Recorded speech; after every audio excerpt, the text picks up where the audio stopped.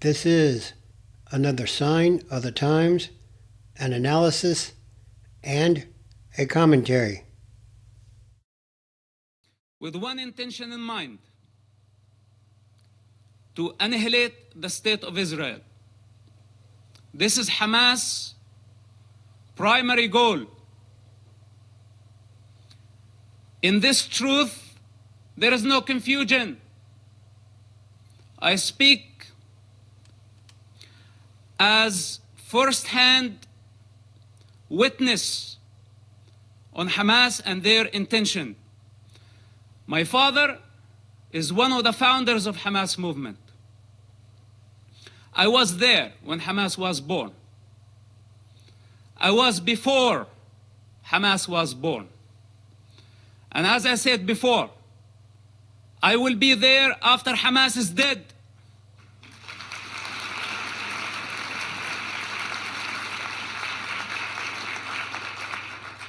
I am not a part of propaganda. I don't work for nobody. I only represent myself. And on this authority, I speak. So don't be mistaken. And take my words very carefully. Hamas is committing a crime against this generation and the next generations to come. So blaming Israel is not going to solve the problem. Imagine a 10-year-old child. When I disobeyed Hamas,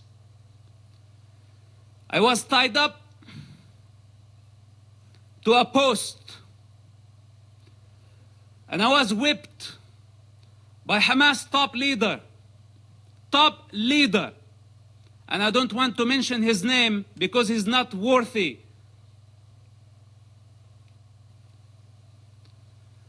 With the electric cable. Every lash, I lost my breath. Until I lost my consciousness. My father was in prison at that time. And this leader thought that he was my mentor. This is Hamas discipline. This is how they wanted me to be. To become a violent savage like them. And the very basic intelligence of a child, when I felt that was not natural, it wasn't. But I had still to go to the mosque to please my mother and please my father and obey this type of monsters. I hate to talk about my personal struggle. And I hate to be in a position to be at defense. He also don't like to be at defense. Because this is what Hamas did to Israel on October 7th. They put all of us at defense. But this doesn't mean that we are not going to win the war. Have too many people been killed? Yes. Far too many people have been killed. Far too many people have been killed since the moment Hamas invaded us on October 7th and perpetrated that act of genocide when they burned whole families alive, dismembered little children, raped little girls and abducted our grandmas. It's a very sad fact that everyone who has been killed or hurt since October 7th would still be alive if Hamas had not invaded us, launched this war and chosen to fight this war from inside densely populated areas where it has deliberately and in flagrant violation of international law hidden its military assets underground under civilian areas. And it remains true that this war could end tomorrow and the suffering could end right now if Hamas surrenders. And that's the position of the UK government when we see Lord Cameron in that op-ed with the German foreign minister writing, Hamas must lay down its arms. There is no room for Hamas in a post-war Gaza. We heard Secretary Blinken saying the same thing. This war can end tomorrow if Hamas surrenders, and we desperately hope, we're calling on Hamas fighters, they know they have two options, to surrender peacefully or to die in battle, and we hope they will make the right choice. Hamas does not serve the Palestinian people. Hamas serve Iran. Those are the masters of Hamas. So their lie about nationalism, that they are a national movement and they care for the Palestinian people. Look at them. They are using Palestinian people as a human shield. We need to free Gaza from Hamas. This is what Israel is doing. It's doing the Palestinian people the greatest favor by bringing Hamas down. The enemy is a disease that has no cure. The 7th of October massacre is something that I haven't seen through my life. This is a war we have to fight. There is only one goal: defeat Hamas, kill the leaders of terror, and bring our people back home.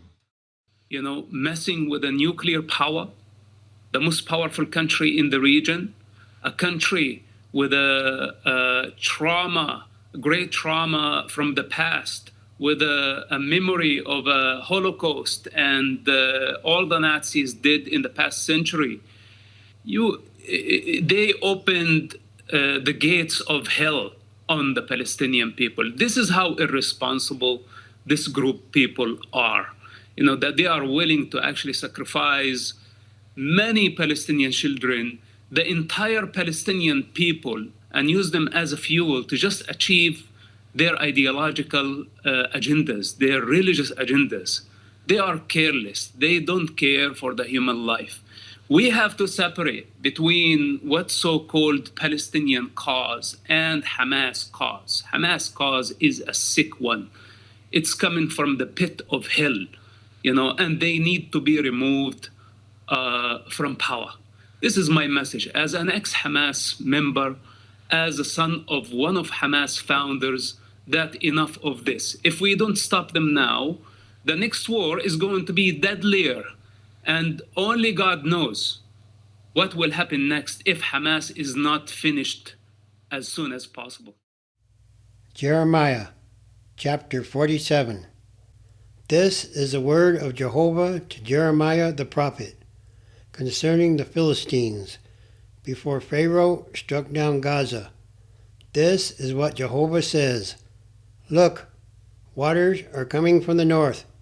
They will become a flooding torrent, and they will flood the land and everything in it, the city and those inhabiting it.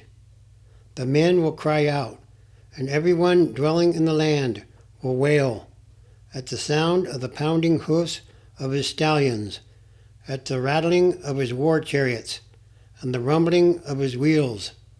Fathers will not even turn around for their sons, for their hands fall limp, because the day that is coming will destroy all the Philistines. It will cut off from Tyre and Sidon every remaining ally, for Jehovah will destroy the Philistines, who are the remaining ones, from the island of Caphtor. Baldness will come to Gaza. Ashkelon has been silenced, O remnant of their valley plain. How long will you keep making cuts on yourself? Ah, the sword of Jehovah! How long will you not be quiet? Go back into your sheath. Take your rest and be silent. How can it be quiet when Jehovah has given it a command? Against Ashkelon and the seacoast, there is where he has assigned it. And all these are more signs of the times.